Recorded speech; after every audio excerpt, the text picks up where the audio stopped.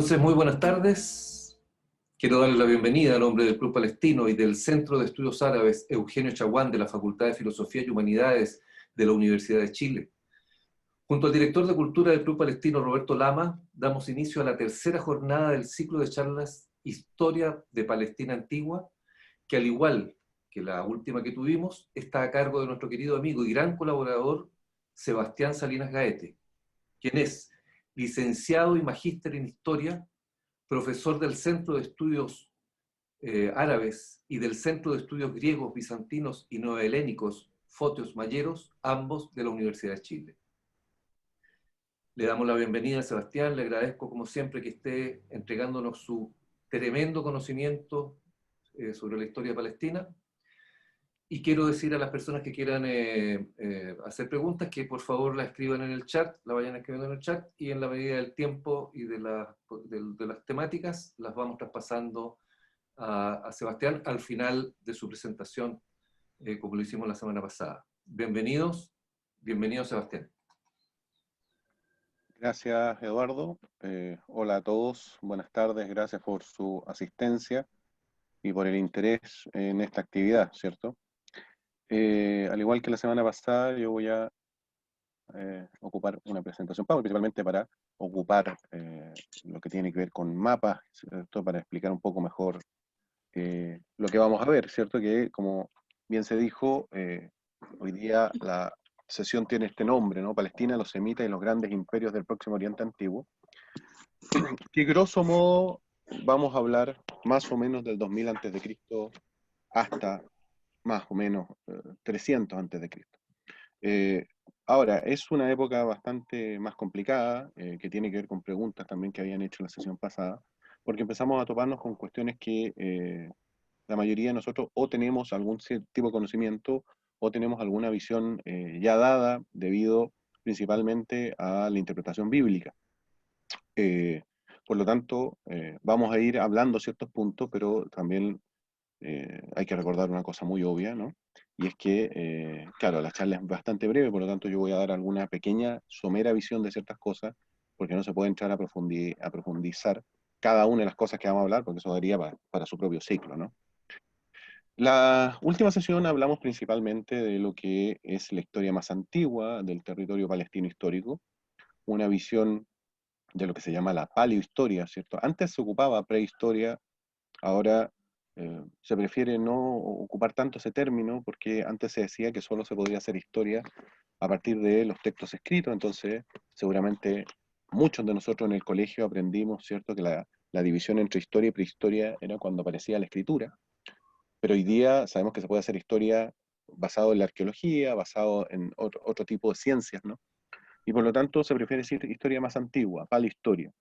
E hicimos un barrido a grandes rasgos desde la aparición del hombre en este territorio, la Palestina histórica, hasta más o menos el 2300, 2000 a.C., cuando dijimos que había habido un nuevo movimiento de pueblos, al parecer provenientes también de la península de Arabia, que se pueden haber movido por una serie de razones donde puede haber estado un cambio climático, algún tipo de crisis de cierto tipo, algún tipo de crisis demográfica, etc.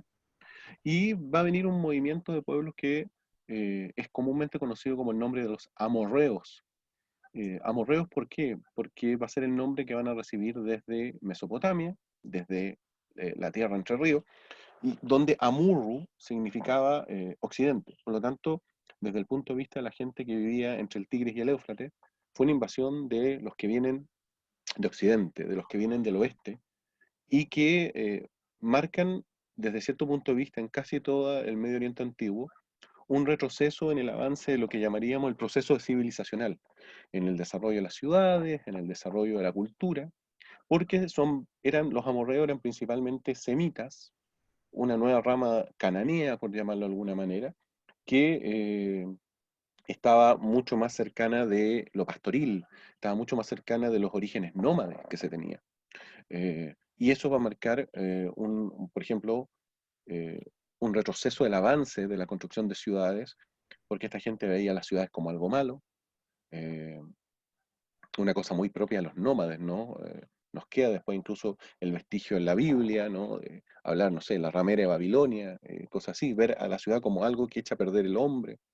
debido a que son nómades pastores, es recién en este instante, como del 2000 antes de Cristo en adelante, donde recién se empieza a hablar del rey como si fuera el buen pastor, como el padre. Antes era el rey, en todas estas zonas era visto de otra manera, evidentemente.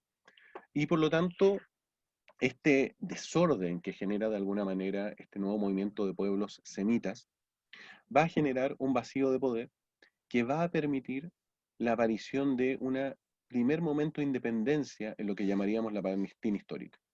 Una primera época de oro que, por poner simplemente unas fechas a grandes rasgos, es más o menos del año 1800 al 1500. Hubo un desorden debido a este movimiento de nuevos pueblos en torno al 2300-2000. Del 2000 al 1800 diríamos el momento en el cual está el reacomodo, está eh, el impacto de esta invasión de nómades más atrasados en el avance cultural. Pero del 1800 en adelante hay un instante de libertad, hay un instante de desarrollo y para muchos especialistas del 1800 al 1500 podríamos hablar de una primera edad de oro de la zona de Canaán, ¿no? La zona, repetimos, la zona de Occidente, otro nombre de la Palestina histórica.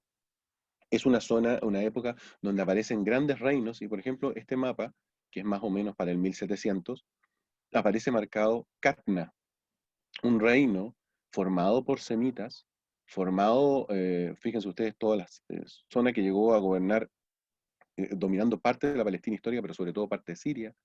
Es la época donde florece Alepo, es la época donde florece Hazor, eh, casi todas ciudades basados en construcciones de torres fortaleza, palacios de barro, eh, prototipos de poder que luego van a servir, por ejemplo, para la construcción de todos los grandes templos que se conocen en la zona en la antigüedad, incluyendo incluso el modelo del templo de Salomón mucho más posteriormente.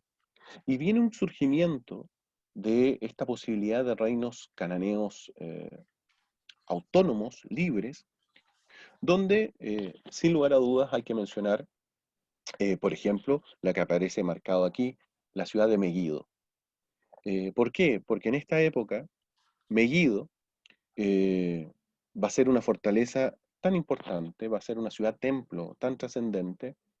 Recuerdo, estamos hablando como del 1800 al 1500, que la arqueología ha demostrado que incluso va a llegar a tener hasta 3 templos, eh, templos con altares, eh, templos donde se desarrollaban lo que técnicamente se conoce como holocaustos.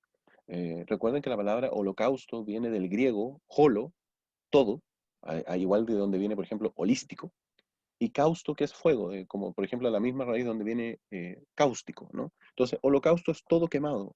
Eh, Estos sacrificios que quemar animales y productos en homenaje a los dioses, ahí tienen una fotografía de Megiddo.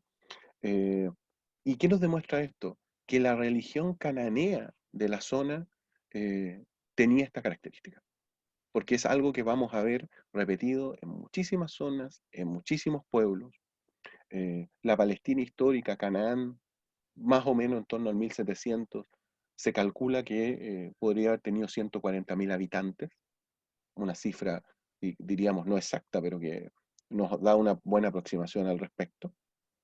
Es una época en la cual hay un florecimiento, porque también hay un retroceso de algunos poderes de la época, hay una crisis, diríamos, de varios cambios que se suceden en esta época, pero de origen cananeo y como una muestra de este desarrollo, hay que mencionar una experiencia que comúnmente es más conocida por quien maneje la historia del Antiguo Egipto. Se trata de, este es un mapa más antiguo, este es un mapa de un atlas antiguo, tiene una fecha más antigua arriba. Se trata de un pueblo que la tradición siempre va a contar que invadió Egipto y que incluso instaló una dinastía extranjera en el norte de Egipto, sobre todo en la zona del delta, lo que se conoce como el Bajo Egipto. Y ese es el pueblo de los Ixos. Eh, Aquí tienen ustedes un mapa esquemático de todo lo que pudo haber llegado a ser el dominio de los Hicsos. Por lo tanto, tenemos toda la Palestina histórica y todo, ¿cierto? El delta, como dijimos. Pero la arqueología, a medida que ha ido avanzando, ha ido descubriendo que no hay ningún rastro de que haya sucedido una invasión violenta. No hay ningún rastro de que haya habido un cambio poblacional traumático, sino que todo se parece que se dio de una manera absoluta y totalmente gradual. Aquí es lo que quiero llegar. Va a haber un pueblo cananeo, aquí tenemos un mapa con las fechas más actuales, 1650, 1580 o 1550, que es la fecha estándar que se ocupa ahora para decir cuándo pasó esto. Los Hicsos, ¿quiénes eran? Los Hicsos eran un pueblo cananeo altamente civilizado, que no tiene nada que ver porque también hubo una época en donde se creía que la palabra Ixo significaba rey pastor, por una mala traducción de fuentes antiguas. Ixo en realidad es una deformación de la expresión egipcia rey extranjero o reyes extranjeros, por lo tanto lo único que se quiere decir es que viene de otro lado. Pero ¿qué son los Ixos? La arqueología nos ha demostrado que en lo que llamamos la última etapa del reino medio en Egipto, que es la dinastía 11, 12 y especialmente la 13, por lo menos en la primera mitad, se va a producir una llegada paulatina de semitas y cananeos al norte de Egipto, pero al parecer sin que sea una invasión violenta, sino que va a ser una invasión gradual, quizás cumpliendo ciertos trabajos para los egipcios, quizás llevando nuevos productos, quizás llevando nuevas tecnologías, muy parecido, por ejemplo, a la entrada de los germanos en el antiguo Imperio Romano, ¿cierto? Donde no invaden, sino que van penetrando lentamente el mundo romano. Y va a llegar un momento en el cual los Hicsos van a ser el poder dominante y la mayoría dominante en toda la zona norte. Eh, los Hicsos van a llegar a tener tanto poder que incluso van a establecer su propia dinastía, la dinastía 15, en lo que es conocido como el segundo periodo intermedio de la historia de Egipto, cuando Egipto, los periodos intermedios en Egipto, por si acaso, cuando Egipto no tiene una sola dinastía unificada que gobierne todo, ¿no? Sino que ahí había, como ustedes ven en este mapa que está en inglés, por ejemplo, la zona alrededor de Tebas tenía una dinastía paralela, que era la dinastía 16, que luego va a venir la dinastía 17, que es la que supuestamente expulsa a los Hicsos. Los Hicsos, y aquí tienen, por ejemplo, un mapa en inglés, van a establecer su capital en Avaris, en la zona del delta mismo. Y me interesa este gráfico porque está en un inglés fácil, por lo tanto no creo que sea tan terrible. Fíjense lo que dice. Dice, tenían una ciudad fortificada con un templo construido con estilo cananeo y con enterramientos estilo palestino. Por lo tanto, tenemos que es una cultura común que incluso llega a influir en el Egipto faraónico, ¿no? Fíjense que dicen que incluso hasta había enterramiento de caballos, que eran superiores en armas, que tenían una cerámica de tipo semita. Por lo tanto, hay una característica común nuevamente con todo lo que había en la zona, que después con el paso del tiempo se egipticiaron. Sí, efectivamente. De hecho, se han encontrado textos, o sea, inscripciones de reyes Ixos que escriben en jeroglífico. O sea, ocupan, ¿cierto?, el lenguaje del lugar donde están llegando, sea por prestigio, sea por, ¿cierto?, por tradición, sea como una forma de legitimación. Pero vamos a tener esta presencia fuerte de cananeos, especialmente del año 1650 al 1550 en todo el norte de Egipto, hasta que van a ser expulsados por un líder del sur llamado Ahmosi, ahí aparece abajo, Ahmose, el nacido de eso significa era un dios lunar que existía en el antiguo Egipto. Eh, y aquí va a venir un problema. ¿Por qué? Porque va a haber luego un mito nacionalista en Egipto que va a explicar que los Hicsos fueron casi un castigo de Dios, que tuvieron que ser expulsados porque de otra manera Egipto iba en decadencia, que luego los Hicsos, incluso hay historias que los manifiestan como gente consumida por el poder, que comete exceso, bueno, lo típico que se cuenta cuando hay que echar a alguien, ¿no? Porque es una historia muy tradicional que uno puede encontrar en casi todas las dinastías que han existido en el mundo y que fueron derrocadas, ¿no? Eh, El problema está por qué se van los Hyksos. ¿Por qué les menciono esto? Porque hay una teoría que propone que dentro de los razones para explicar por qué los Hyksos decayeron, está el efecto que llegó a la zona de Canaán, pero especialmente en el norte de Egipto, de una explosión volcánica que se dio en la famosa isla de Santorini, destino turístico clásico de Grecia, ¿no? Un destino turístico precioso, ¿no? El volcán de Cera. Si alguno de ustedes conoce Santorini, la zona central, bueno, actualmente se pronuncia Fira, es Tera. Eh, ¿Qué ocurre? Para que se den cuenta más o menos de las proporciones que estamos hablando. Lo que ustedes ven hacia la izquierda es cómo era la isla antes de esta explosión volcánica que sucedió cerca del año 1600. Algunos dicen 1627, 1600, etc. Lo que ustedes ven después es cómo quedó la isla. Imagínense cómo fue la explosión, que se perdió todo esto de la isla. Y bueno, al centro, por si acaso, hasta el día de hoy todavía existe la fumarola, todavía está el volcán que cada cierto tiempo explota. Eh, ¿Qué vamos? Solo un ejemplo. El tsunami que causó la explosión volcánica Santorini se calcula que por parte baja tuvo 27 a 28 metros de altura la ola. Breve comparación. Si alguno de ustedes se acuerda, pucha, siempre se me olvida si fue el año 2005 2006, que hubo un tsunami en el sudeste asiático en diciembre, y que fue como el 28-27 de diciembre, que incluso murió una chilena que estaba de luna de miel. Ese tsunami que mató un montón de gente en el sur de la India, en Sri Lanka, en Ceilán, etc., ese tsunami debe haber tenido 10 metros de alto la ola, máximo 12. Imagínense el impacto de una ola de 27 metros. Por lo tanto, ¿qué es lo que vamos a tener? Vamos a tener que el efecto que llegó especialmente a la zona del delta, producto de esta explosión volcánica, tiene que haber sido absolutamente devastador. Muy bien. Entonces, ¿qué tenemos? Vamos a tener una explosión que va a debilitar muchísimo lo que significa todo el norte y que va a obligar quizás a la retirada. ¿Por qué estoy diciendo todo esto? Por algo que vamos a volver en un rato más. Se los dejo ahí simplemente como una forma. Ahora, va a seguir existiendo un mundo cananeo, un mundo desarrollado, un mundo semita en la zona más hacia el norte, eh, pese a que va a venir la invasión de un pueblo, al parecer de muy antigua data en la zona, que se llamaban los Hurritas, con H. eh, Al parecer, algunos dicen antecedente de los kurdos, un pueblo del Cáucaso de muy antigua raigambre. Y este pueblo va a formar un reino que en algún momento va a ser un mini imperio, que es lo que ustedes tienen en el mapa, el reino de Mitanni. ¿Por qué mencionamos al reino de Mitanni?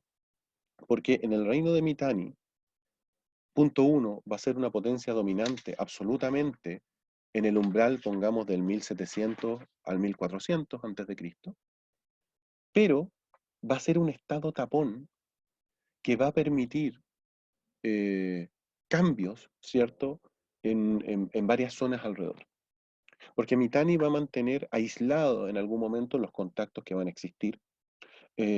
Mitanni va a terminar desapareciendo recién en el siglo XIII, pero Mitanni va a servir de tapón y también va a servir de anticipo para el otro gran cambio que va a venir en la zona cananea, y es que, bueno, ahí tienen otro mapa por si acaso de lo que era el reino de Mitanni. Abajo lo que aparece es con el nombre que al parecer tenía, Hannibal Bat, lo que aparece marcado abajo, es que debido a la experiencia Ixa y sabiendo la existencia de otros imperios, vamos a tener que, por primera vez en la historia, Egipto va a tener una política imperialista.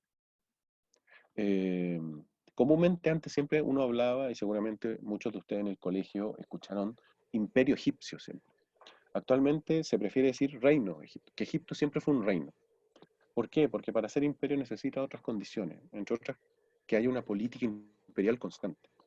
En Egipto da la idea que esa política imperialista, vale decir, de seguir expandiéndose, nunca existió de manera constante, sino que dependía de la personalidad del faraón de turno. Entonces depende de la personalidad del faraón si Egipto se expande o no. ¿Qué es lo que nos interesa a nosotros? A partir del 1550 en adelante, y sobre todo del 1500 en adelante, Egipto se va a ir transformando paulatinamente en el dueño de toda la Palestina histórica. De hecho, ustedes tienen este mapa, donde, por ejemplo, aparece marcado con una línea roja, lo que estoy marcando con el láser, el límite de Egipto bajo el gobierno de Tutmosis I. Eh, luego, que es más o menos falta un poquito más porque el límite mayor es con Tutmosis III. Pero más o menos, fíjense que Egipto se transforma en el dueño absoluto, pero ese dominio de Egipto es solamente a nivel político, a nivel comercial, porque Egipto no colonizó esa zona. Los egipcios no llevaron egipcios para que se asentaran. No hubo un cambio poblacional. Entonces fue una, no sé, ocupando una expresión más moderna, ¿no? Una especie casi de protectorado en torno a lo que eran las diferentes ciudades que estaban ahí. Estamos hablando en todo lo que se llama, como dijimos, la época del reino nuevo o imperio nuevo en el antiguo Egipto. Con Tutmosis III se va a ejercer un dominio en toda la región. Los egipcios van a conocer extraordinariamente bien todo el panorama de diferentes pueblos que ahí existía. Sabemos que los egipcios incluso en algunos casos enviaban oro, en algunos casos pedían tributo, en algunos casos había relaciones que podríamos denominar de cierto tipo diplomáticas. ¿Y cómo conocemos todo esto? Porque se han encontrado cartas que tienen que ver con estas relaciones diplomáticas en la ciudad que fundó el famoso faraón supuestamente reformista, Agnatón, que comúnmente nosotros decimos Akenatón, ¿no? Agnatón, en el que él tenía su capital en esta ciudad que está marcada acá, Amarna, y por lo tanto se han encontrado lo que se llaman las cartas de Amarna, donde nos deja testimonio de la enorme capacidad egipcia para relacionarse con los diferentes pueblos semitas que existían en la zona, eh, que para la época, ¿qué tenemos que decir? Toda la Palestina histórica era una mezcla de cananeos, vale decir, la primera oleada de semitas que salieron supuestamente de Arabia, amorreos, la segunda oleada que salió en torno, como dijimos, 2300-2000, hurritas, esta gente que venía al parecer de la zona que llamaríamos del Cáucaso, Kurdistán y de otra cultura, eh, principalmente ya para la época todos conocían la tecnología del carro de combate, el uso del caballo, una sociedad de guerreros donde hay diferentes ciudades absolutamente bien desarrolladas, ¿no? Eh, casi ninguna clase media, por lo tanto es evidentemente un dominio sobre una población que mayoritariamente es agrícola. Eh, la población era absolutamente robusta, sabemos que no estaban tan mal alimentados como uno piensa, pero dentro de ese panorama de enorme cantidad de ciudades que existían, y fíjense ustedes en este mapa que yo puse precisamente, va a haber un grupo que los textos antiguos se van a referir a ellos como desarraigados, en algunos casos como bandidos, como saqueadores de caminos, en otros casos como los rechazados, como los que eran incapaces de establecerse, en otros casos serían los parias, por ejemplo, los que fueron expulsados de otras ciudades mayores, eh, mercenarios, en otros casos simples merodeadores, o sea, gente que era incapaz de establecerse en una zona específica. Y esa gente, y esto va a ser importante que lo tengamos en la cabeza, va a recibir el nombre de Jabiru o Japiru. A veces lo pueden encontrar con P de Pedro. Hapiru o Jabiru. Lo que ustedes tienen a la izquierda es una representación de un Jabiru en arte egipcio de Ramsés III, por si acaso. Así representaban a los Jabiru. Y lo que ustedes tienen en el mapa es todas las zonas donde en este archivo que hablamos que existía en Amarna, en la antigua capital de Akenatón, menciona el actuar y desarrollo de estos Jabiru. Como dice, hay áreas de actividad Jabiru. Y fíjense que son muchas. Y esto nos demuestra dos cosas. El conocimiento de Egipto, absolutamente claro de la realidad de la época, y ahí aparecen los otros imperios de la zona, pero también la enorme cantidad de Jabirus diferentes que existía, porque es imposible que sea la misma banda la que ataque en todas estas zonas que estamos viendo. También mantengan la palabra Jabiru en la cabeza de estos desarraigados, bandidos, mercenarios, merodeadores, como ustedes quieran llamarlo.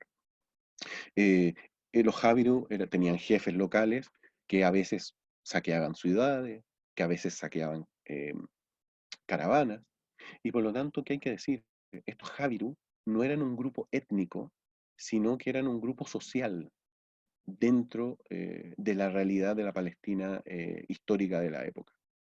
Eran gente que por diversas razones se habían convertido en marginados sociales, quizás desterrados de las ciudades templo que existían en ese momento, a veces bandidos, como dijimos, a veces mercenarios, pero una realidad extraordinariamente diversa, donde son muchísimos grupos Jabiru que están desarrollándose en, en este margen de semiautonomía existente entre un dominio egipcio teórico y político y militar, pero una libertad y autonomía de cada una de las ciudades que se da en el diario vivir y que se da en la práctica.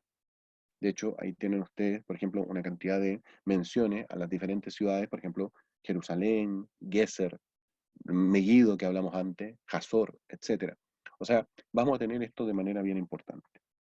Ahora, ¿por qué? Porque Palestina va a ser el campo de batalla, diríamos, natural de las potencias de la época.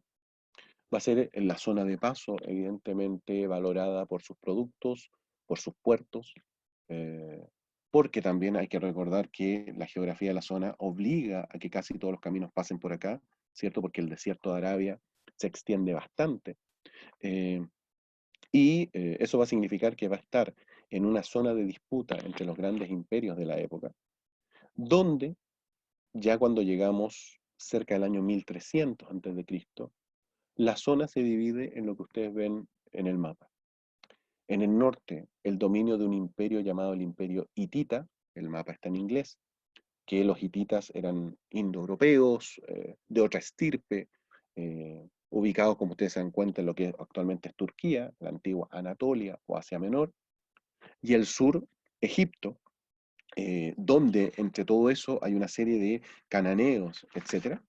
Y de hecho, sabemos, por ejemplo, por los testimonios del famoso Ramsés II, y que luego también se encontró su contrapartida en los archivos hititas, que una de las batallas más importantes de la historia es la batalla de Kadesh, en esta zona que está marcando, ¿cierto? Estoy marcando con el láser, que fue el enfrentamiento directo entre los egipcios y los hititas por la hegemonía de la zona, que es una batalla indecisa porque Ramsés II la va a presentar como un triunfo eh, casi milagroso por parte de él, pero la ciudad va a seguir siendo hitita. Eh, entonces, ¿quién ganó? La cosa quedó en tabla, quedó en la división que ustedes ven, aceptando que el norte tiene más que ver con este reino, este imperio del norte, y el sur tiene que ver más con Egipto.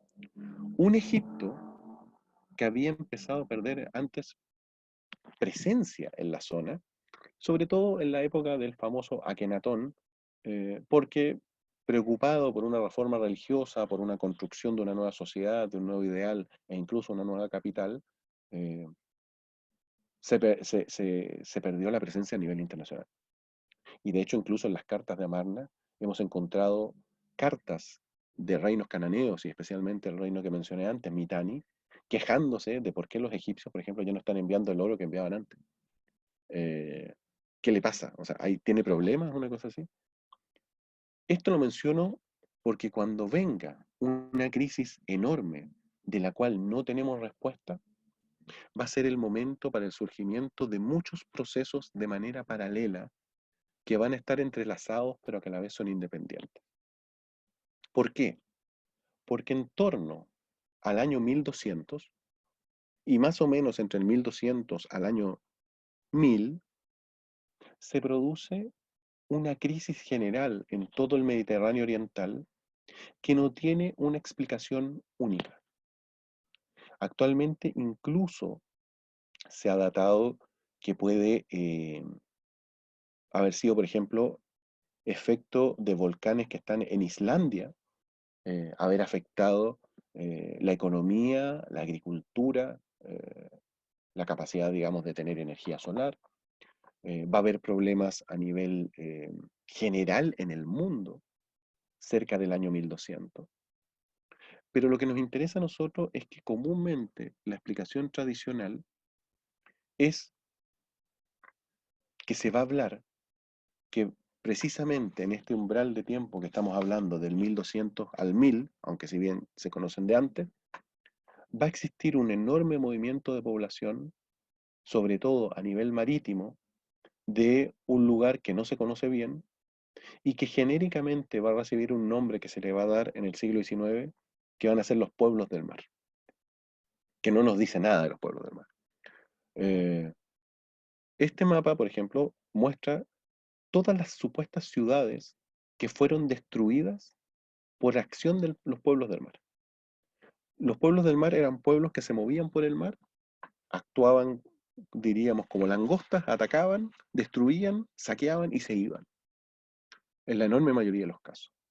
Y, por ejemplo, ellos van a ser algunos de los testimonios donde se les acusa que por culpa de ellos cae el imperio hitita, que cae también en torno al 1100. En la misma época, Grecia continental, que vivía lo que llamamos la época micénica, también va a mostrar palacios que van a caer. Eh, el cercano oriente, como ustedes se dan cuenta, tiene palacios destruidos en muchas partes.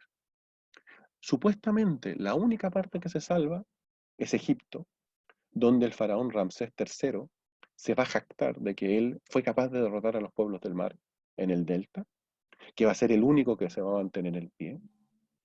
Pero ahí queda una pregunta, si los pueblos del mar son la causa o son un síntoma. Porque pongamos ahí un ejemplo, Alepo está demasiado lejos de la costa para que simplemente haya sido un pueblo marítimo el que lo haya destruido. Lo mismo pasa, por ejemplo, en el mundo griego, Micenas. Micenas no están en la costa. Entonces, es una serie de factores que llevan a lo que se llama el colapso de la Edad de Bronce. Más o menos del 1200 al 1000 hay una crisis enorme, una crisis sistémica en todo el Mediterráneo oriental, que cuando pasamos del año 1000 en adelante, ya empezamos a hablar de la Edad de Hierro. Hay un nuevo metal, hay un cambio en la economía, hay un cambio en las prioridades. Pero esto va a debilitar Egipto. Esto va a debilitar y va a hacer desaparecer a los hititas. Esto va a debilitar una serie de otros factores. ¿Y por qué nos interesa esto? Porque esto nos va a permitir que aparezcan los actores quizás más conocidos para todos nosotros. Dentro de los pueblos del mar, supuestamente, están los filisteos, los que le van a dar el nombre teórico a Palestina, la Filistina, Palestina. ¿Qué pasa con los filisteos? Obviamente vamos a tener un problema que va a estar la versión bíblica, que va a demonizar a los filisteos constantemente. De hecho, antes se decía, sobre todo en el siglo XIX, a principios del XX, filisteo como una forma de insultarte cuando tú eras ignorante, ¿no? Cuando, cierto, tú no tenías mucho conocimiento, tú eras un filisteo, ¿no? Eh, que tiene que ver con toda la interpretación bíblica. Se han hecho varios estudios sobre los filisteos, o el más reciente, el año pasado, el 2019, a nivel de ADN. Se han en tumbas filisteas, y se ha descubierto que los filisteos tienen dos sustratos. Efectivamente tienen marcas de ADN donde parece que muchos filisteos vendrían, tendrían algún cierto tipo de origen del Egeo, más europeo, ¿no? Más que tiene que ver con el mundo griego. Pero hay otro sustrato que tiene que ver con cananeos, tiene que ver con la zona. Y por lo tanto, los filisteos van a ser un pueblo que va a empezar a ser conocido precisamente en esta época. Los filisteos van a ser identificados con un pueblo llamado los Peleset, que aparecen dentro de los teóricamente derrotados por Ramsés III, este faraón que yo les dije que se jacta de que derrotó a los pueblos del mar. Pero ¿qué hay que decir de los filisteos? Punto uno, eran un pueblo altamente civilizado, porque comúnmente la Biblia deja la idea de que los filisteos eran bárbaros, ignorantes y otra serie de connotaciones negativas. Se van a asentar en la región costera principalmente, en lo que actualmente sería la Cisjordania. Al parecer van a ocupar algún tipo de escritura. No se sabe nada del lenguaje filisteo, pero lo poco que se ha podido encontrar muestra al parecer algunas similitudes con el mundo egeo, con el mundo griego, ya sea del continente o de la isla de Creta. Los filisteos van a armar una confederación de 5 ciudades con el paso del tiempo, que va a recibir el nombre griego de Pentápolis, ¿no? Pentapolis, 5 ciudades, eh, y que también van a recibir el nombre griego de que van a estar gobernadas por tiranos, que por si acaso, tirano en el mundo griego antiguo no necesariamente es alguien malo, es alguien que simplemente se tomó el poder por la fuerza. ¿Cuáles van a ser esas 5 ciudades? Gaza, como ustedes ven ahí, Ashdod, Ascalón o Ashkelon, Ecrón y Gat. Estas 5 que están marcadas acá en el sur. ¿Qué es lo que se dice actualmente de los filisteos?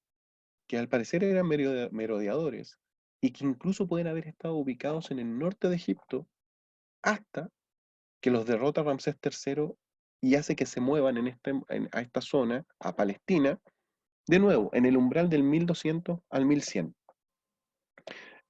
Van a mantener lucha con muchos pueblos, van a tener un alto desarrollo en cierto, sobre todo en metal, etc. Van a ser extraordinariamente conocidos, evidentemente, por la Biblia, porque van a ser presentados como uno de los enemigos de los judíos, de los hebreos. Van a derrotar muchas veces a Israel. eh, y los filisteos son los verdaderos dueños de la zona, más o menos entre el año 1100 al año 1000. Son los filisteos el gran pueblo, son los filisteos los que dominan sin ninguna discusión. Supuestamente incluso ellos son los que llevan y monopolizan el uso del hierro en la zona. Pero el problema con los filisteos, ¿cuál va a ser? Va a ser que toda la explicación comúnmente va a estar basada en la Biblia, donde la Biblia ¿qué cuenta? Que cuando surge de una vez por todas el reino de Israel con el rey David, David los derrota, famosa la historia de David y la onda, ¿no? David y Goliat. Goliat, que si ustedes leen la descripción bíblica, es descrito casi como si fuera un guerrero de la antigua Grecia, ¿sí? Un uso de, cierto, de armaduras de bronce, o sea, nos muestra que es una cultura que conocía muy bien todo lo que se utilizaba, y que supuestamente, bajo el gobierno del sucesor de David, Salomón, los filisteos se habrían incorporado al reino israelita y casi habrían desaparecido. ¿Por qué decimos esto? Porque la arqueología ha descubierto que, punto uno, muy rápidamente, la Pentápolis, si es que quedó dominada por el reino de Israel, se volvió independiente nuevamente. Pero además los filisteos van a seguir existiendo durante siglos. No desaparecen con la aparición del reino de Israel. ¿Por qué? Porque incluso la ciudad de Ascalón va a ser filistea de manera independiente hasta el año 604 a.C., cuando ataca la zona el famoso rey babilonio Nabucodonosor II, que Nabucodonosor II no solo ataca Ascalón, sino que también ataca el reino de Judá e incluso conquista Jerusalén. Por lo tanto, ¿qué vamos a tener? Hay una presencia filistea en la zona mucho más larga de lo que comúnmente se dice, y por lo tanto va a haber una realidad palestina mucho más larga de lo que se comenta. ¿En contraposición de qué? En contraposición, evidentemente, de quizá uno de los temas más problemáticos que existe, que es, evidentemente, el reino de Israel y el origen de los hebreos. Desde los Hicsos, que existieron en la zona, hasta, como dijimos, 1280, 1250 o 1200, Palestina fue dominio principalmente de los egipcios. Y luego los egipcios van a ir perdiendo presencia en la zona, si bien cada cierto tiempo dan alguna muestra de poder, si bien en algún momento vuelven a atacar. Como dijimos antes, la presencia egipcia fue principalmente más estratégica, no colonizaron, por lo tanto, los locales tuvieron el espacio para mantener sus tradiciones, tuvieron un espacio para autonomía y tuvieron un espacio para desarrollo, como pasó, por ejemplo, pasó el tiempo después, con los filisteos. Cuando colapsan los grandes imperios, cuando Egipto tiene problemas, cuando colapsa el imperio hitita en el norte y aparece este vacío de poder, las tribus que existían dando vuelta en la zona van a tener el espacio para poder surgir y poder tener mayor continuidad. ¿Y a qué vamos? Es el momento en el cual empieza a constituirse Israel. O sea, ¿qué es lo que quiero decir? Los filisteos, Israel y los fenicios, todos surgen exactamente en el mismo momento en un proceso que va casi de la mano y casi con culturas medianamente comunes, con diferencias sustantivas, pero casi comunes. El problema, ¿cuál va a ser? El problema va a ser que con el paso del tiempo, el entendimiento de la historia de esta zona va a estar basado por el estudio bíblico, evidentemente, y el estudio bíblico tiene el problema de cómo se interpreta la Biblia. Si queremos resumirlo de ciertas maneras, lo que se genera es un mito a posteriori. Va a haber un mito a posteriori de pertenencia de la zona, de épocas muy remotas y tempranas, cuestión que la arqueología no ha apoyado en absoluto. O sea, existencia de israelitas mucho tiempo más atrás no existe. Supuestamente, la referencia más antigua que existe de la palabra Israel es en una estela de el faraón Merneptah o Meremptah, el que viene después de Ramsés II, que gobernó entre 1213 a 1203, donde hay una estela que menciona a todos los pueblos que derrotó y en uno aparece Israel. Como los egipcios no tenían la letra L, cuando se enfrentaban a una L extranjera originalmente, la cambiaban a R, entonces podría ser Israel. ¿Pero qué menciona? Menciona que derrota algo. No menciona ni dónde es, no menciona ni que es un pueblo, no menciona ni que es una tribu, no menciona ni que es algo. Y es más o menos la misma época en la cual también va a aparecer los filisteos. Entonces, ¿qué es lo que vamos a tener? Vamos a tener que hay un problema evidentemente con el relato bíblico. ¿Por qué? Porque la Biblia es un libro sagrado. Y como libro sagrado tiene tres posibilidades de interpretación. O se considera que le escribe Dios, o se considera que le escribieron hombres con inspiración divina, o que la escribieron hombres, para lo que sea el caso. Entonces, ¿qué es lo que vamos a tener? La Biblia es un relato posteriormente hecho que de manera simbólica trata de darle mayor tradición a los israelitas en una zona donde recién ellos aparecieron de manera fuerte y con una conciencia clara en torno al 1200. ¿Por qué? No se sabe de dónde viene el nombre hebreo, pero la teoría más popular es que hebreo viene de Hapiru. ¿Se acuerdan los que hablamos hace un rato? Los que merodeaban, los desarraigados, etc. Hapiru Hebrew, se nota incluso más en inglés. Ellos, y ellos de manera absolutamente independiente, pero luego van a tratar de instalarse en una zona donde van a tener que generar alguna teoría de pertenencia con el paso del tiempo. Y ahí vamos a tener el problema. ¿Cuál es el problema? De manera rápida, les voy a explicar una cosa, cierto, que da para mucho más, pero los estudios bíblicos se dividen principalmente en dos líneas. Una línea que se llama la línea maximalista y otra línea que se llama la línea minimalista. La línea maximalista, ¿qué propone?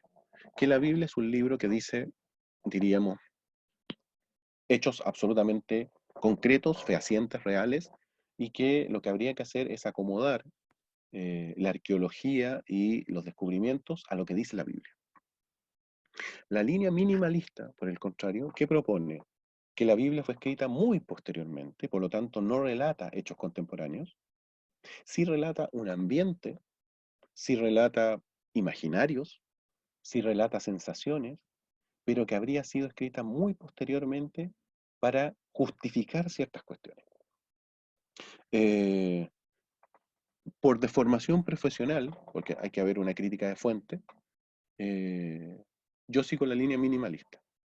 Y principalmente ¿por qué? Porque punto uno, los judíos no tuvieron escritura, por lo menos hasta el año 780, 750 a.C.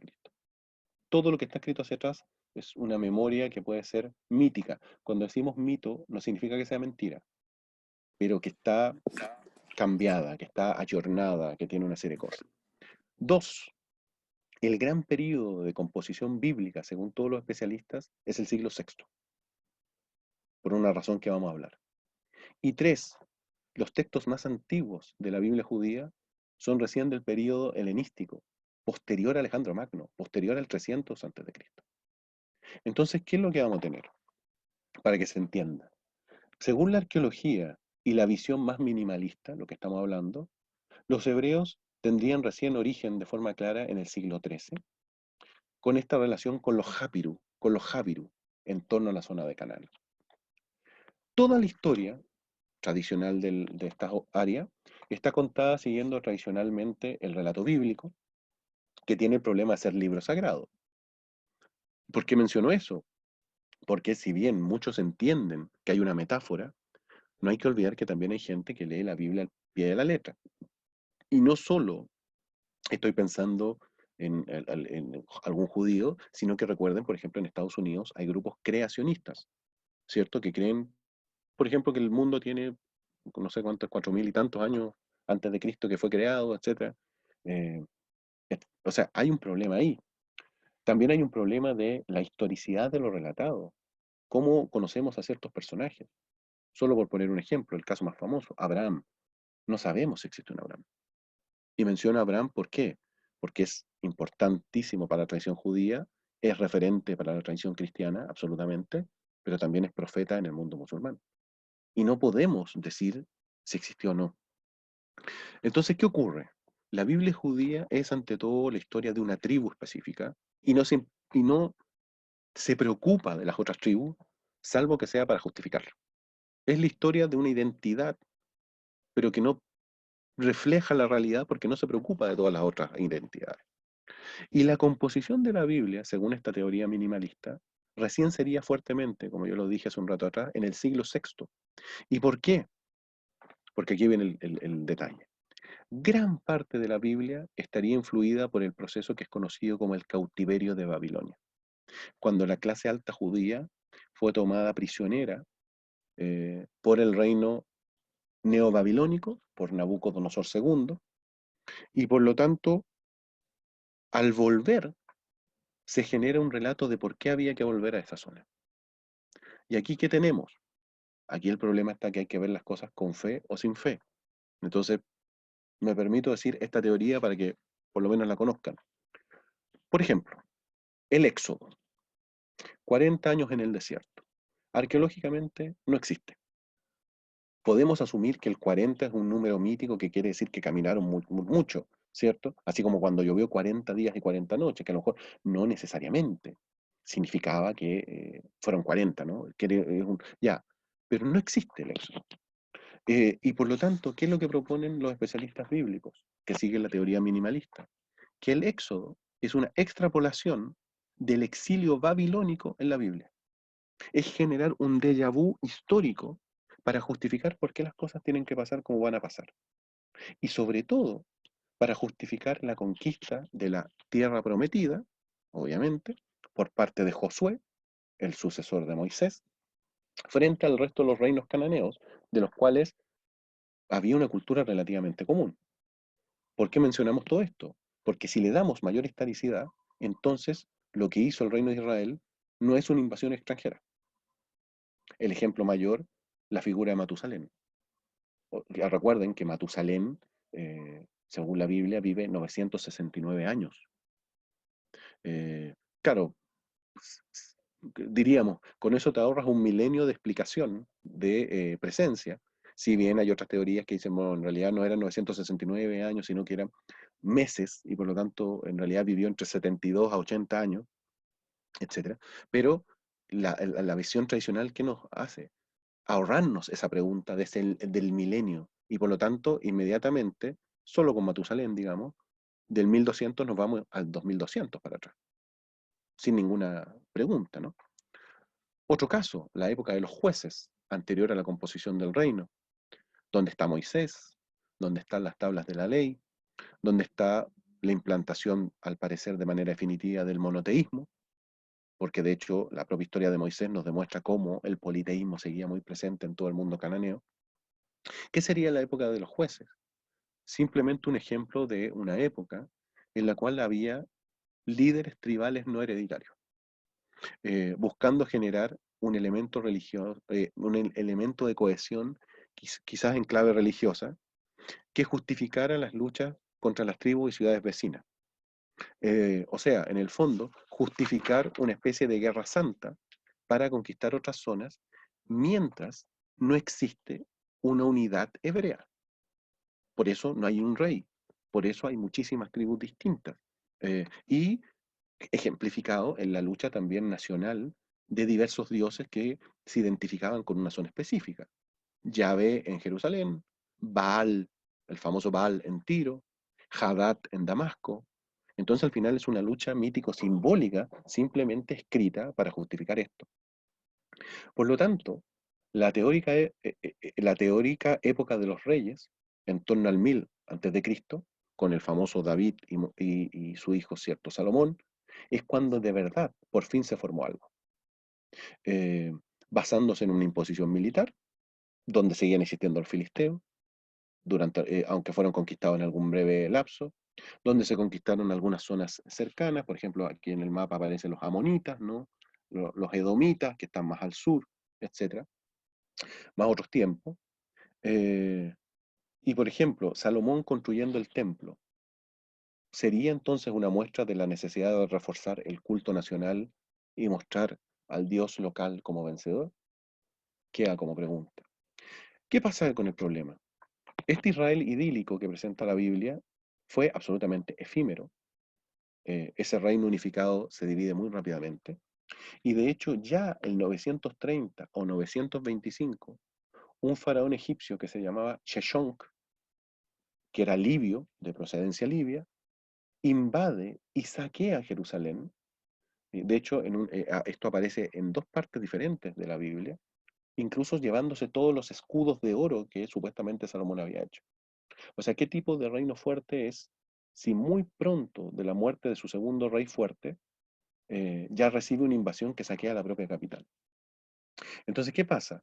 Este Israel idílico, bíblico, fue totalmente efímero, se dividió rápidamente en lo relativamente conocido, en el reino de Israel que estaba al norte, donde no había ni capital fija, ni tampoco una continuidad dinástica, el reino de Judá al sur, que tuvo su capital en Jerusalén y que, como dijimos, fue saqueado muy rápidamente. Las ciudades filisteas se independizaron, las divisiones internas van a seguir con el paso del tiempo, va a haber una guerra entre Israel y Judá, absolutamente datada también por la propia Biblia. En algún momento incluso se va a establecer una nueva capital como forma de eh, liberarse de Jerusalén, que estaba totalmente marcada por el reino de Judá, que va a ser la ciudad de Samaria, por ejemplo. Y este estado dividido no va a resistir la invasión asiria, apenas va a resistir un sobreviviente, y luego no va a resistir la invasión del reino neobabilónico. O sea, ¿qué es lo que vamos a tener? ¿Qué es lo que me interesa?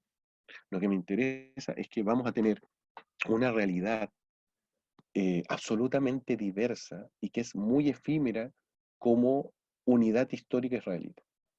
Y aquí también otro problema. Al parecer, según una cierta visión interpretativa, el Pentateuco, los primeros 5 libros, fueron recopilados a finales del siglo VII bajo la inspiración del rey Josías, rey de Judá, rey de la zona del sur, que supuestamente gobernó más o menos entre el año 640 al 609 a.C. El objetivo político de Josías habría sido legitimar sus aspiraciones para seguir expandiéndose sobre el reino de Israel, que estaba empezando a desaparecer, y sobre otras tierras pobladas por otros hebreos, o sea, y sobre otros pueblos. Por lo tanto, según esta explicación, ahí está el problema. ¿Cuál sería? Que el Antiguo Testamento está contado desde el punto de vista desde el reino de Judá, a pesar que la arqueología da la idea de que la mejor época del reino de Israel fue precisamente en el reino de Israel que estaba en el norte. O sea, hay incluso una lucha interna que no se corresponde con la arqueología. Por lo tanto, esto fue simplemente un poder regional, esto fue eh, la consecución en algún momento de una de las tantas tribus que había ahí, pero que no fue la única tribu ni fue la única existencia. Volvemos a repetir, la Palestina como dominio filisteo se mantuvo absolutamente de manera paralela. Y a eso hay que sumarle otro factor. En el norte, otros semitas, descendientes de cananeos más antiguos, también van a ser extraordinariamente influyentes en todo lo que tiene que ver con la Palestina de más al sur, si bien se les relaciona siempre con la zona más al norte, que son los famosos fenicios. Los fenicios y cananeos eran un pueblo común, tenían casi el mismo idioma, la religión era casi la misma, eh, politeísta. Es curioso que, por ejemplo, la palabra cananeo en varios idiomas actuales, incluyendo el hebreo, tiene como segunda acepción comerciante, que era la actividad característica que tenían los fenicios. Y por lo tanto, ¿qué son los fenicios? Los fenicios son descendientes de cananeos que se ubicaron en la zona, que también empiezan a surgir en torno al 1200. Cuando desaparecen los grandes imperios, también aparece la posibilidad de que este pueblo empiece a surgir, empiece a tener independencia, pero era un pueblo que tenía una data extraordinariamente antigua, porque comúnmente los libros muestran como que los fenicios aparecieron del 1200 de la nada, pero por ejemplo, una de las ciudades más importantes de los fenicios, Tiro, se sabe que fue fundada en torno al 3000 a.C. O sea, hay una antigüedad en la zona que muestra otro, como dijimos, un tercer proceso paralelo. Está el proceso de los filisteos, está el proceso de los hebreos, está el proceso de los fenicios, todos absolutamente paralelos. Los fenicios comerciantes, los fenicios, siempre se dice, supuestamente, deben su nombre a que sabían teñir púrpura, ocupando moluscos específicos que existían en su costa. Eh, Grandes comerciantes, donde incluso sabemos que hasta establecen relaciones comerciales con el Reino de Israel en algún momento. Van a ser influyentes culturalmente en toda la zona. De hecho, si bien el alfabeto venía de mucho antes, va a ser el alfabeto fenicio el que se va a difundir y que va a terminar siendo imitado por y modificado por judíos, por griegos, por protoárabes, arameos, diríamos, ¿no? Eh, o sea, hay una influencia comercial gigantesca, también relativamente sabido, la capacidad de colonización que van a tener los fenicios, donde quizás la colonia más famosa es Cartago. ¿Y qué tenemos aquí? Van a quedar marcas fenicias y marcas de la cultura semita de la zona en zonas donde uno no se imagina. Solo un dato, la famosa isla de Malta actualmente habla un idioma que es lo más parecido al fenicio actual, el maltés. El maltés es un idioma absolutamente semita más antiguo. Los fenicios, al igual que la antigua Grecia, no existían como realidad, sino que eran diferentes ciudades, cada una independiente. Da la idea que los fenicios se llamaban a sí mismos dependiendo de la ciudad que ocupaban. Por ejemplo, si vivían en Sidón, eran sidonios, si eran de Tiro, tiritas, etc. Eh, Aunque hay una teoría que dice que ellos se llamaban a sí mismos cananeos, lo que muestra esta continuidad cultural en la zona, lo que muestra la capacidad de un pueblo semita para llegar mucho más allá. De hecho, fíjense este mapa, cómo muestra que incluso pudieron haber llegado hasta Inglaterra, e incluso hay una teoría que propone que los fenicios fueron los primeros en circunnavegar en África. Y por lo tanto, lo que vamos a tener es una realidad paralela, pero absolutamente débil cuando aparezcan imperios más importantes. Porque ni filisteos, ni hebreos, ni fenicios van a ser capaces, primero, de hacer frente a lo que conocemos como el imperio asirio. Los asirios tienen varias etapas. La última, más o menos del 800 al 600 antes de Cristo, son un verdadero imperio. Y de hecho, actualmente los especialistas dicen que los asirios son el verdadero primer imperio de la historia de la humanidad. El primer imperio que genera un Estado, que genera una burocracia, que genera una ideología imperial. Fíjense todo lo que llegaron a dominar los asirios. De hecho, incluso los asirios llegaron a dominar hasta el propio Egipto. Asiria, acuérdense que es la zona más norte de Mesopotamia. Y miren, por ejemplo, lo que aparece ahí. Y Siria dominaba el 732, Israel del norte 722, Israel del sur 701. Y entre medio, cierto, dominación de toda la costa fenicia, evidentemente, y de la costa filistea, que eso también va a facilitar que sean los griegos los que superen a los fenicios con el paso del tiempo en el Mediterráneo. Los asirios acaban en torno del 600, 606, 610 antes de Cristo. Bueno, van a ser suplantados por el reino neobabilónico. Babilonia, que nunca había tenido una experiencia imperialista de verdad, va a empezar a crecer, ocupando las semillas que había dejado el reino asirio, y va a llegar a dominar todo lo que ustedes ven acá, y de nuevo hay un dominio incluso de Egipto, y aquí viene una destrucción de Jerusalén, viene el famoso cautiverio, que va a servir de ejemplo, como dijimos, para luego generar el mito del éxodo. Va a ser un dominio absolutamente rudo, absolutamente fuerte, y el dominio babilónico termina con otro imperio, termina con el imperio persa, con el imperio de los aqueménidas, el imperio que luchó contra los griegos en las famosas guerras médicas, el imperio de Darío, de Ciro, que son presentados originalmente en la Biblia como benévolos, porque liberan a la aristocracia, ¿cierto?, este famoso cautiverio de Babilonia, y originalmente los persas son bastante benévolos, hasta que le haces rebeliones. Y la última etapa de los persas, del 400 al 333 más o menos, diríamos son los persas malos, son los persas que destruyen, son los persas que quieren obtener venganza. Por ejemplo, Egipto fue dominado por los persas, se independiza, y cuando los persas vuelven a atacar Egipto, se calcula que fue ese pequeño espacio de segunda dominación, que son más o menos 15 a 20 años, una de las épocas de mayor destrucción de Egipto, porque los persas querían castigar para que quitarte las ganas de independencia.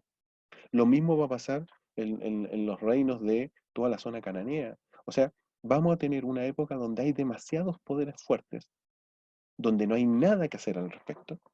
Y de hecho, el imperio persa, ¿cómo se acaba? Por Alejandro Magno, un macedonio de educación griega. ¿Y eso qué quiere decir? Que ni Egipto ni la zona de Palestina, Canaán, tuvo la fuerza suficiente para independizarse por sí sola. Entonces vamos a tener que toda esta época, del 2000 más o menos hasta el 300 antes de Cristo, es un diálogo donde en algún momento hay un espacio de crecimiento propio, pero que está circunscrito con esta presencia de imperios que marcan el fin de la independencia, que marcan el fin de un desarrollo claro, de una autonomía, pero también dejan como testimonio, ¿cierto?, de que es una zona extremadamente importante, extremadamente geoestratégica, y por lo tanto, imperio que surja con el paso del tiempo va a querer dominarla, como va a seguir pasando con el paso del tiempo y como lo van a ver en la próxima charla del próximo miércoles. Ya pues, esto era la presentación de hoy, un pequeño barrido, como dijimos, del 200 al 300 antes de Cristo, y paramos aquí esta presentación. Muchas gracias. Muchas gracias, Sebastián. Tremenda charla. Te voy a traspasar un par de preguntas, me imagino que estarás muy cansado, ha sido largo, que fueron surgiendo durante el transcurso de tu charla. Por ejemplo, una persona que se identifica como E dice, la fecha del volcán Tera, él entiende que corresponde a la época de Musa, si estaría correcto eso. En teoría sí. Ah, es que ¿por qué mencioné el volcán Tera? Es que se me había olvidado. Eh, Sí, podría ser. Es que lo que pasa es que se ha tratado de buscar historicidad al Éxodo, y incluso ustedes pueden buscarlo. Hay, James Cameron, el director del Titanic, en la década del 2000 hizo un documental que se llama La Biblia, perdón, El Éxodo decodificado. Y él va a proponer que todo lo que se cuenta como eh, las plagas de Egipto se podrían explicar por los efectos del volcán Santorini en Egipto. De hecho, una de las plagas es que caen bolas de fuego, que obviamente no hay para qué explicar qué significa eso siendo de una explosión volcánica, ¿no? Eh, entonces, ¿por qué vamos a eso? Porque según esa teoría, el origen de los hebreos serían los Hicsos. Entonces, no es el éxodo, la expulsión, no es el éxodo que hayan salido de Egipto, es cuando los echaron, según esa teoría. Porque ahí está el otro problema, ¿cierto? De que siempre se habla de que escapan de un faraón, teleserie de por medio, siempre se dice que Ramsés II, pero no hay ninguna prueba que haya pasado eso. Entonces, por eso mencioné lo del volcán Santorini, porque según eso, entonces retrotraeríamos una experiencia a una fecha indeterminada, pero sigue siendo una teoría, bueno, eso. Pero 1600 y algo, supuestamente la explosión de Santorini. Gracias, Sebastián. Este pregunta, le pide que si le puedes confirmar si los filisteos ocuparon la costa mediterránea, pero no Cisjordania. Depende, no, hay una parte que sí, más en eh, las ciudades que están más a la costa, porque no necesariamente todas las ciudades filisteas estuvieron en la costa. Eh, o sea, también ahí hay que dejarlo relativamente claro. Eh, pero mayoritariamente, claro, la presencia en la costa, pero que se me olvidó la que está más al interior. Gat, por ejemplo. Gat ya eso es Cisjordania. Entonces, hay ahí una interrelación que después las fronteras se van inventando, si lo queremos decir. Elías pide también una suerte de confirmación. Dice, según los judíos, los fenicios eran pueblos del mar. ¿Eso no sería así? No, para nada, bajo ningún punto de vista. De hecho, los fenicios están más... de hecho, los fenicios supuestamente son descendientes de los himyaritas, que si es que alguien no estuvo en la charla pasada, dijimos que los himyaritas fueron parte de una oleada que salió de Arabia en torno al 3000 a.C., estos que le daban el nombre al Mar Rojo. Entonces los fenicios son descendientes de la evolución de los himyaritas en la zona fenicia, diríamos, la zona que sería parte, ¿cierto?, de la costa siria y Palestina. No, de hecho los fenicios ni siquiera aparecen, porque los nombres de los pueblos del mar comúnmente han sido sacados de los testimonios egipcios, porque Ramsés III cuando los derrotó dice yo derroté a este pueblo. En ninguna parte aparece el nombre Fenicia. Entonces eso no es así. Perfecto. También Elías nos dice que en Brasil se encontró una piedra con escritura cananea. ¿Podrían haber sido los fenicios? Pregunta. No, mira, ¿para qué te voy a inventar? No sabía ese dato. ¿Para qué? De repente un profesor tiene que decir no tengo idea. No, de verdad no tengo idea. Puede ser, o sea, ahora habría que revisar de qué tipo de escritura cananea es, o sea, porque hay muchísimas escrituras cananeas. Eh, de hecho, el alfabeto más antiguo es cananeo, o sea, es de Ugarit, entonces 1800 antes de Cristo, más o menos. Entonces, habría que revisar qué escritura específica hay, pero no tenía el dato de eso. Perfecto. Muchas felicitaciones vienen desde Argentina, desde México, desde Perú, desde Curicó. Y muchas preguntas de si se pueden tener en la charla anterior de Sebastián, les digo que está disponible Sí, www.clubpalestino.cl. Ahí están las el charlas, video. todas las charlas del ciclo. Esta, en cuanto la tengamos lista, la vamos a subir, que será mañana o pasado, a más tardar. Pueden verla, revisarla, todo.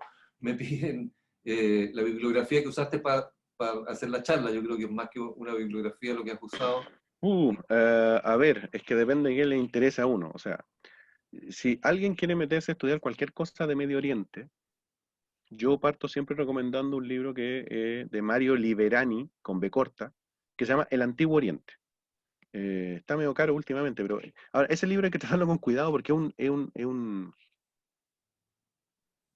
Es una lluvia de datos. Entonces, de repente, si a usted no le gusta tanto, se puede asustar con el libro, porque de verdad, pero está todo. Mario Liberani es especialista italiano, muy bueno. Liberani también tiene otro libro que se llama Más allá de la Biblia, que es tratando de explicar la historia de Israel, como dice su nombre, más allá de la Biblia. Eh, como una forma de arqueología crítica respecto a la versión tradicional. Hay un arqueólogo judío bien famoso que se llama Israel Finkelstein, junto con otro, se me olvida el segundo, que tienen un libro que también es relativamente fácil de encontrar, incluso en PDF, si es que no quieren gastar, que se llama La Biblia Desenterrada. Perdón, Silverman es el otro autor. Silverman, se me olvidó, sí, Finkelstein y Silverman, La Biblia Desenterrada, del Fondo de Cultura Económica, si la memoria no me falla. Después hay otro que se llama, aunque es más cercano al mundo judío, acá lo tengo.